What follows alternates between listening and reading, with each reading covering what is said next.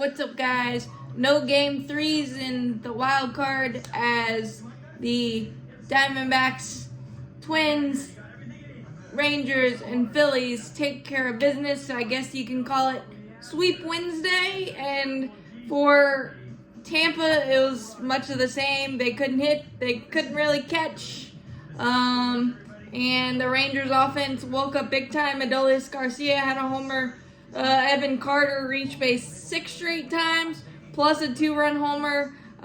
Corey Seager winning 7-1. Nathan Eovaldi 6 2/3, and the Rays scored 2 runs total in their last 36-ish postseason innings. So not good on so many levels. Maybe the curse of Blake Snell, I don't know.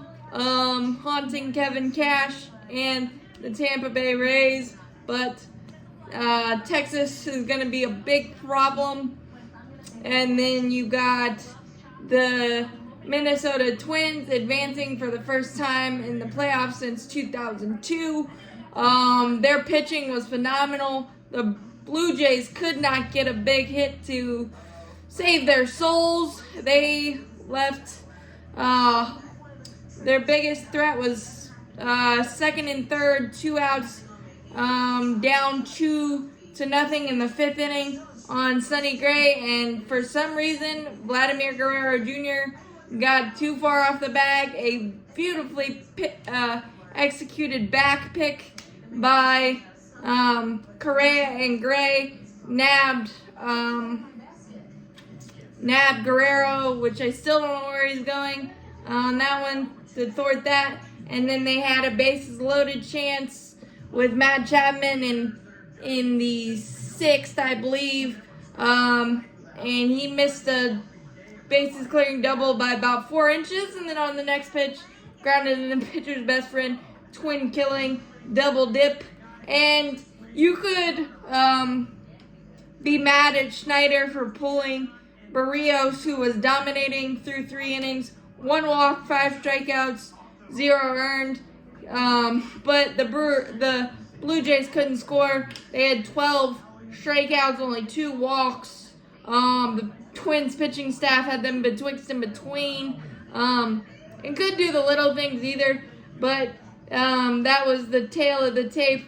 Kikuchi came in, gave up an infield single, a walk, and then Correa single up the middle to make it 1-0.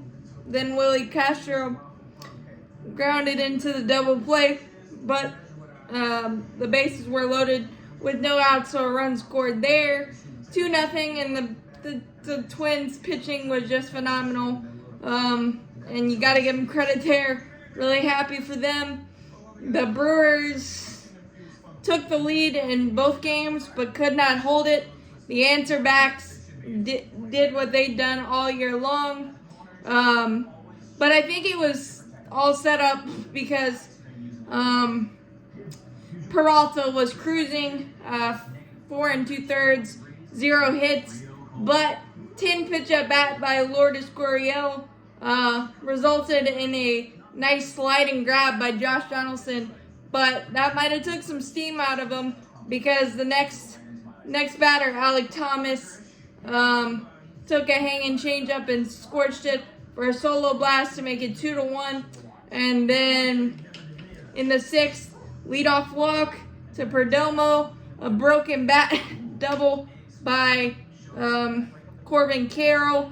I don't know if the bat got in the way of Carlos Santana. It looked like it did because he was playing on the line. It looked like he could have easily knocked it down. Instead, 2nd and 3rd, no outs.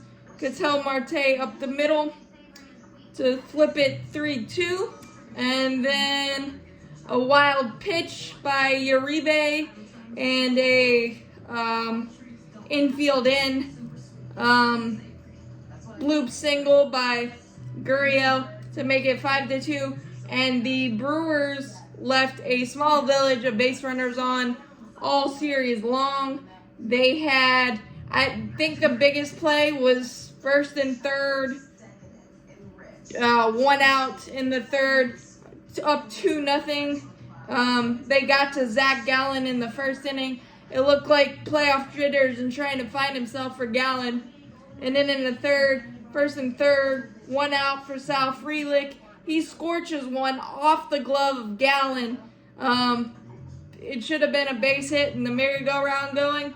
Instead, the ball dropped right at Gallen's feet, was able to turn that into a double play, and then it just seemed like the momentum flipped that entire game.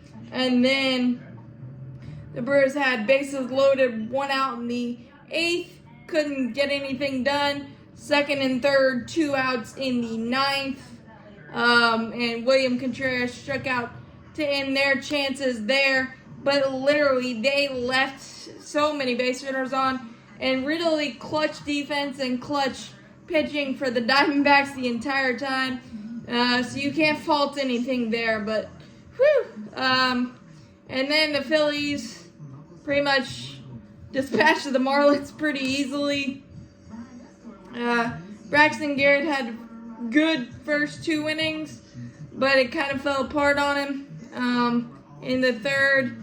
And then the huge blow was in the 6th, a ground ball to Berger. He booted it. Could have been an inning double play off the bat of Castellanos. It was not. And then Bryson Stott, with the Phillies already up 3-0, deposited one for a grand slam, 7-0. The Marlins had a couple of chances. The strike zone was terrible. Doug Eddings was not good either side, but it felt like it was tilted toward the Marlins a little bit. But Aaron Nola got the big double plays when he needed to, and it really didn't look like Nola or Wheeler, for the most part, broke a sweat at all. So it's a heavyweight fight between my Braves and the Phillies. A lot of people expected that, but just a little bit non-exciting in that we don't get any game 3s, so no baseball tomorrow. But congratulations to the teams that advanced high-quality baseball and high-quality pitching in big situations, and that's what you want to see and what we mostly saw. So that is your wild card recap. Completely day 2, sweep Wednesday it was. As always, go Braves, champions forever. Man, this division series is gonna be fun. Can't wait. Thanks guys. Hit that subscribe button, hit that like button, helps out a lot.